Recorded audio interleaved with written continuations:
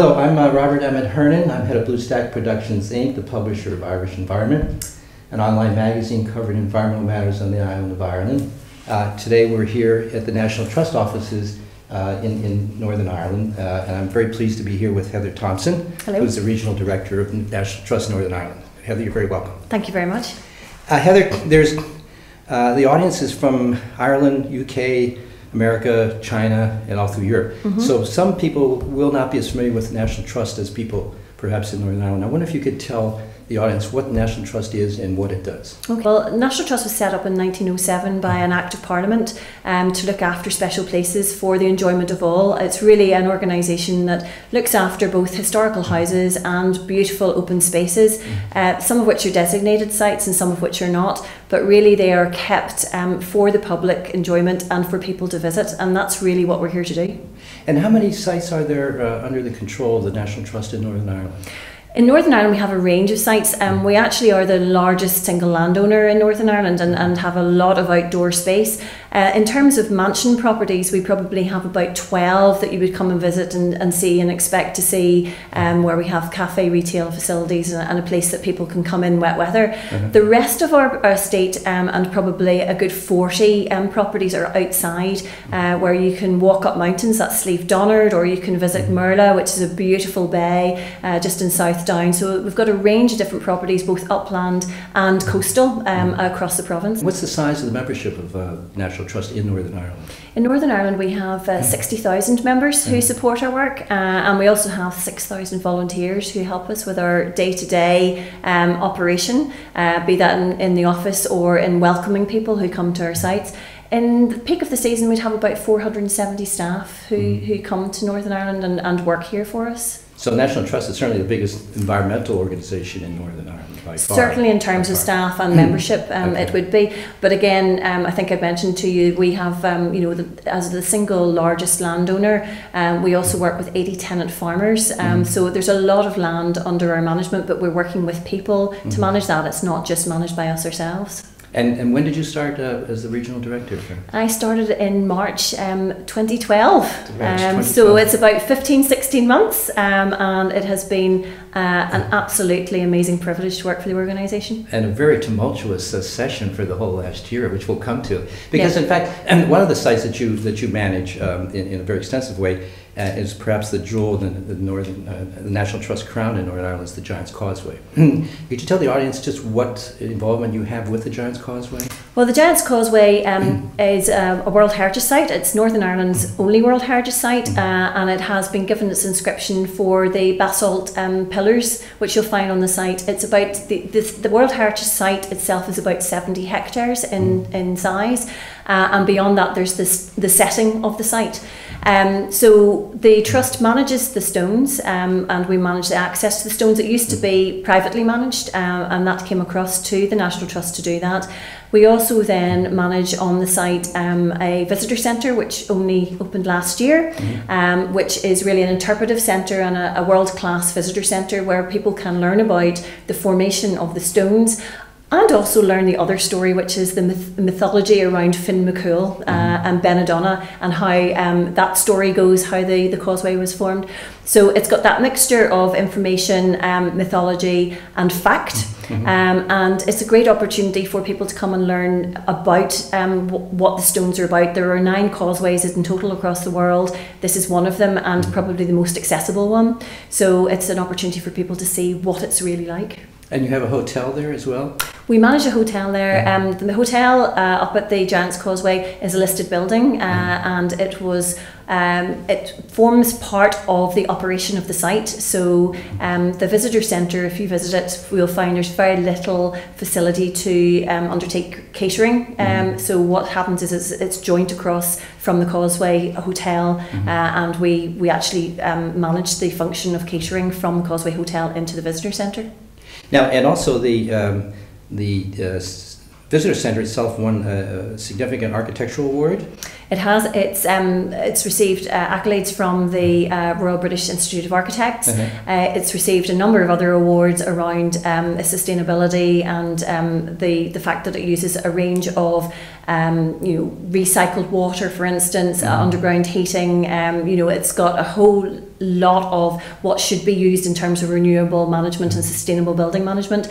So that's been a big part of it, and also we've won awards for the visitor experience for people coming to the site and enjoying the site and getting that good Northern Ireland welcome, and finding out more about what the site's about. So we have a lot of passionate people up there who want to share the story of the centre and what we do. But we're also up for the Sterling Prize Award as well. And also the National Lottery Award, correct? National Lottery Award as well for the work that we've done at the centre and with the local community. And I think that's one of the big kind of changes that's been seen in the National Trust in the last number of years, that the National Trust very, very clearly sees that its work with local communities and surrounding the places that we manage is absolutely key to their future ownership and protection. So we've worked very, very hard with the local community in Bushmills to make it theirs as much as it is ours, through a range of community programmes, but also we would be a major employer in the area, and also we would provide quite a lot of training both to our staff and to volunteers who work at the centre. Totally smashed our target for people coming to the site. The target was to bring in 645,000 people, and as of Sunday a week ago we had brought in 748,000 people, so we're absolutely delighted.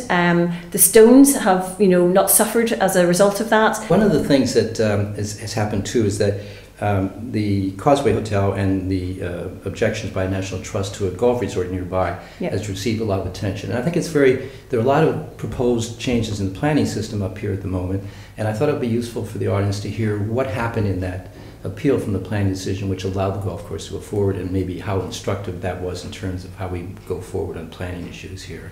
It's been a really interesting one. I think the National Trust made the decision to go forward with the judicial review on the planning permission which was granted there, because there are a range of processes and policies that we believed needed to be looked at. The outcome of it was that we lost the judicial review, but we're very clear that we are in a place where it is a minister's prerogative to set aside policy if there are other determining factors that they feel are more important. And in this particular case, the economic considerations outweighed the environmental ones.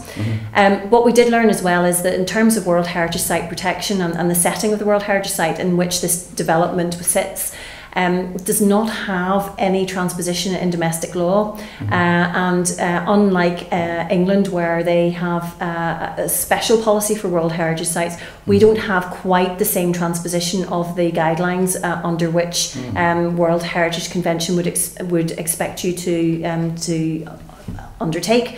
So we're now in a place where we understand that's the case. The court case found clearly that the courts cannot rule on international obligations. They can only look at domestic law. We don't have domestic law which gives that level of protection. Also, and one of the issues I think is not as well understood, but does become clear in the decision by the court in the UNESCO report, is that the protection of the World Heritage Site is not just the specific site itself, but the setting in which it's located. And I wonder if you could speak at that for a moment. No, it's been fascinating because what happens is that in 1986, which is when the Jazz Causeway got its inscription from the World Heritage Centre, that was for purely the stones, so that 70-hectare site that I referred to. However, since then, in the later on in the early 2000s, there was a big discussion that went on within UNESCO that it's not just about the World Heritage Site itself, but on these natural World Heritage Sites that you need what's called a buffer zone. So the setting becomes as important as the actual asset, the World Heritage Site asset itself. So in Northern Ireland, we were before that, so we got the protection for the 70-hectare site. But after that, there have been visits, and in 2003 UNESCO came and said they would like to see a buffer zone put in place, and there were discussions as to what size, type, how that would look. Now our planning policy has in some places, it alludes to this, but we have not gone forward in some of those planning policies. So the draft Northern Area Plan, for instance, has not progressed, where that very, very clearly sets out that there would be this distinctive landscape setting and a buffer zone put together. So where we are now is that we don't have that in policy, and I think that's the question, is how do you help that to happen and how can we facilitate that, because if you were going forward with another World Heritage Site at this stage, and I'm talking about natural World Heritage Sites, the expectation is that you would come with that setting, that buffer zone in situ. So that would, because the understanding has so greatly enhanced in terms of it's not just about the stones or whatever the natural asset is, it's where that is. Now, one of the things that you talked about earlier is the involvement with the local community. And I know that the National Trust strategy, current strategy, in fact, is called Going Local. Yeah. And I wonder if you could talk a little bit more about how did you work with the local community in terms of developing the Causeway as a project, and also in light of the appeal for the planning for the golf course? Well, a lot of the work's been focused on the visitor centre, and how do we make that and build it and develop it with the community, and also make sure that the community's getting benefits from the centre, because it'd be very easy. It's not right beside Bushmills. There's about a mile and a half's drive just to get up to the site itself. But it was an absolute objective of the project to get community involvement and to work with the community to make it a community project.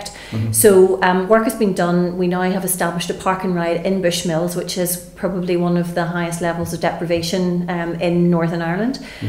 We've worked with the community, and in that park and ride, it means that people from who travel to the Causeway can park in Bushmills and leave their car there, and then get the bus, which is laid on to the centre. It's a reduced admission price for those who arrive in the bus, and for Bushmills it also means that there are people who are coming to Bushmills and actually stopping in Bushmills. So that's been one of the things. We've worked with the local traders, and we do particular initiatives once or twice a year where we're driving people from the centre to the traders and to look at the local produce. We're working with local producers in terms of the product that we carry within the visitor centre, so that we're probably unique in the National Trust in that all of the products in the Causeway Visitor Centre are locally sourced and are from local suppliers and are unique to the Giant's Causeway. So that's been a big bit. Another piece has been that because of where we're situated, that we're able to employ quite a number of people from the local community in guiding and a range of different jobs roles that we have up at the centre. And we've moved from under 10 employees working at the World Heritage Site up to 70 at the peak of the season. So we've brought jobs, and we also have a number of volunteers, about 40 volunteers, who also come and guide for us and are volunteer guides to share their passion and love of the place that they hold so dear. So all of those people are trained, and we provide training in World Host so that people understand the importance not only of the Giant's Causeway and of the World Heritage Site, but also the other places that you can visit while you're in the area, so that we are signposting people who come to the Giant's Causeway to go and see other beautiful places across the North Coast. Thanks for talking with us. Thank you.